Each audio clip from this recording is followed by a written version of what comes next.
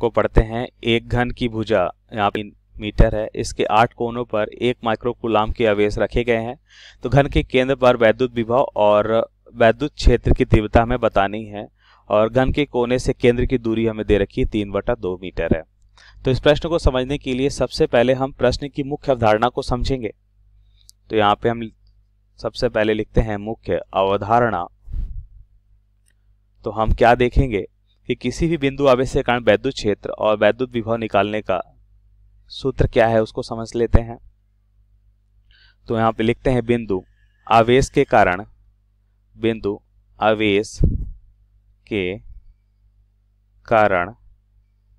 वैद्युत क्षेत्र तथा विभव का सूत्र।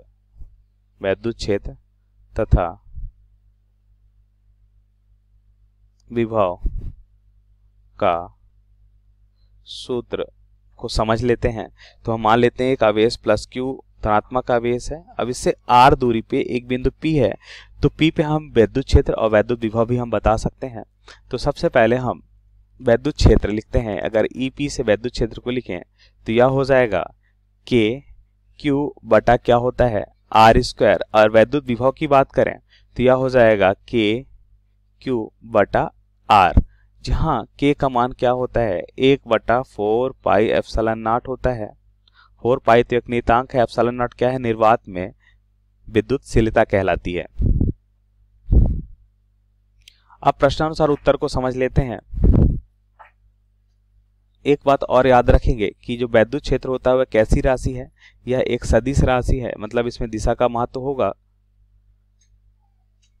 इसमें हम सदिश नियम से वैद्युत क्षेत्र को ही जोड़ सकते हैं या घटा सकते हैं। लेकिन वैद्युत विभव में अगर हम देखें तो ये कैसी राशि है, ये अदिश राशि है। इसको हम कहते हैं इसको हम साधारण बीजगणितीय नियम से जोड़ घटा सकते हैं। अब प्रश्नानुसार उत्तर को देखें तो हम देखते हैं कि पहले तो हम एक घन बना लेते हैं।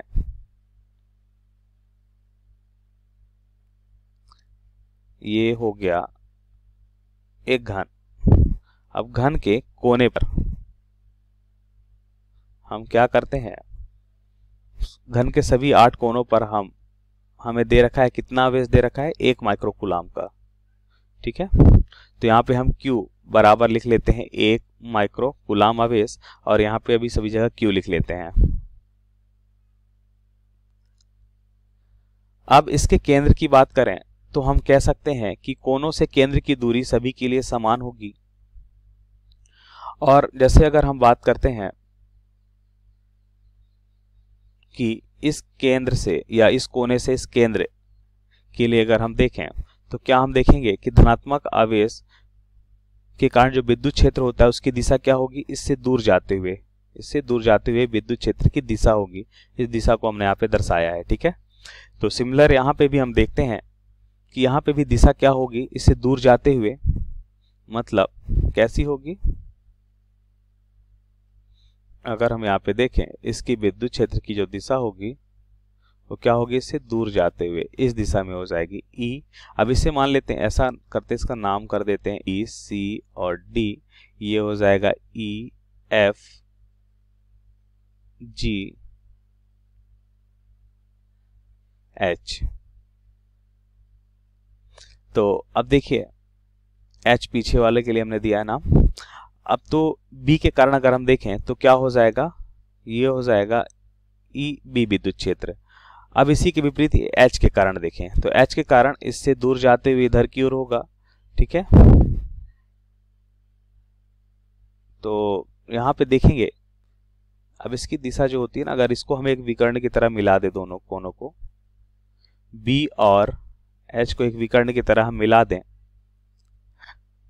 तो हमें मालूम है कि ये इसे केंद्र से होकर जाएगा। तो ये ऊपर की ओर हमें क्या मिल रहा है EB, और नीचे की ओर क्या मिल रहा है हमें, या नीचे की ओर EB और ऊपर की ओर हमें मिलेगा EH। यहाँ पे मिलेगा EH और नीचे की ओर हमें क्या मिलेगा EB।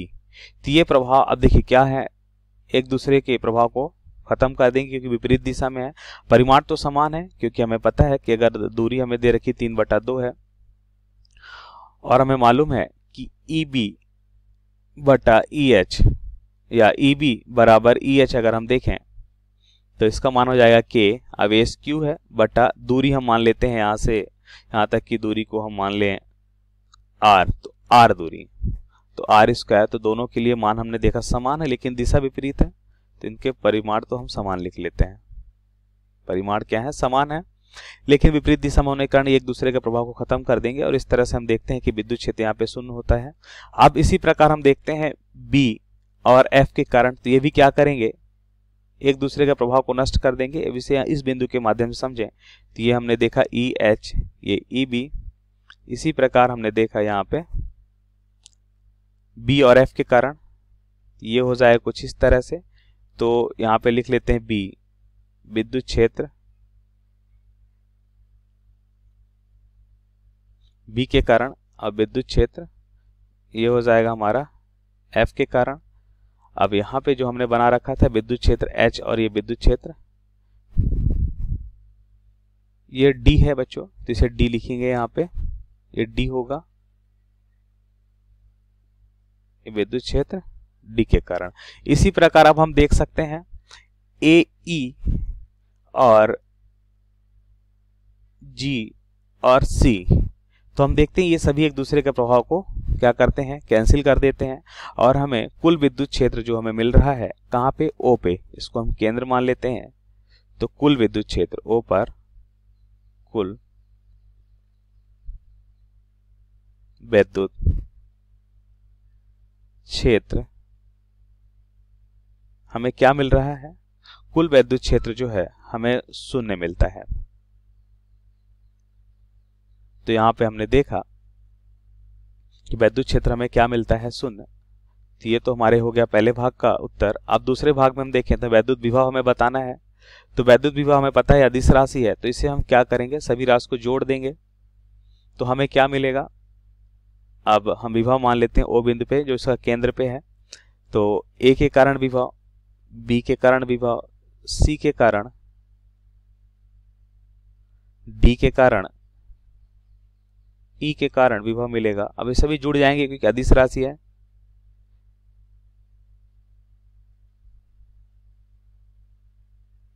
तो ये सभी को हमने जोड़ दिया। हमें पता है कि ये सभी समान हैं, इसलिए हम क्या देखते हैं कि सभी 8 गुणा बी ए के बराबर लिख लें या बी बी के बराबर, सभी समान है, इस कारण से हम ऐसा लिख सकते हैं। इस तरह से ओ पे हमें जो विभव मिलेगा, ओ पे जो हमें विभव मिलेगा वह हो जाएगा 8 गुणा, ये हो जाएगा 1/4 पाई एप्सिलॉन नॉट इंटू क्या हो जाएगा? Q बटा R। यहां से हम लिख सकते हैं, ये तो यहां पे कैंसिल हो जाएगा, बचेगा 2 पाई।